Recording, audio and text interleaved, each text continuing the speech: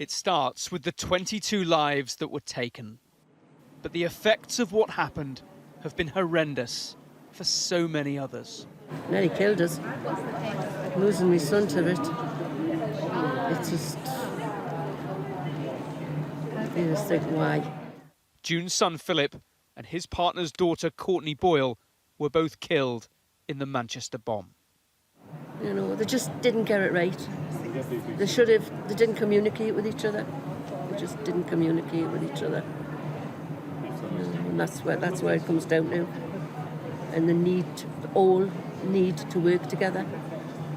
You know, it's no good them being one here and one there and one elsewhere and not knowing what the other one's doing. We've got to work together. And I think that's part of the blame. For over an hour and a half, the suicide bomber loitered around the Ariana Grande concert with his large, heavy backpack. He bears ultimate responsibility with his brother, who helped build the bomb.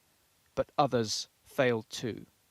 I was urged by everybody to avoid looking for scapegoats. I have not looked to blame anyone. But where, having considered the evidence, I considered that individuals have fallen below a proper standard in carrying out their important roles in protecting concertgoers.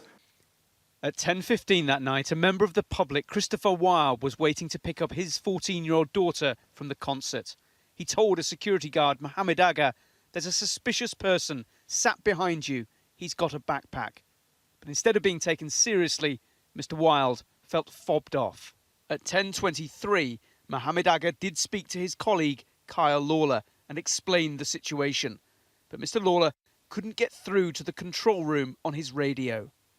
At 10:30, concertgoers were streaming out of the arena. Salman Abedi left his hiding place and a minute later detonated his bomb.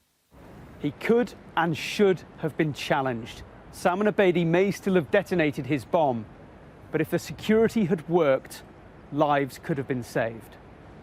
The doors into this area could have been closed, meaning fewer people were here. If the police had been patrolling the city room as per their orders, they could have intervened. Martin Hett was also killed. His mother, and now this inquiry too, want to see venue operators compelled by law to take responsibility. It would mean that people can go to concerts and enjoy the freedom that this country offers, with the knowledge they're going to come home that night, and what can be more important, you know. So our loved ones didn't have that privilege, unfortunately. This city's sense of security was shattered that night.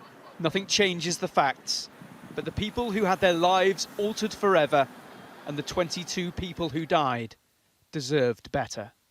Tom Parmenter, Sky News, Manchester.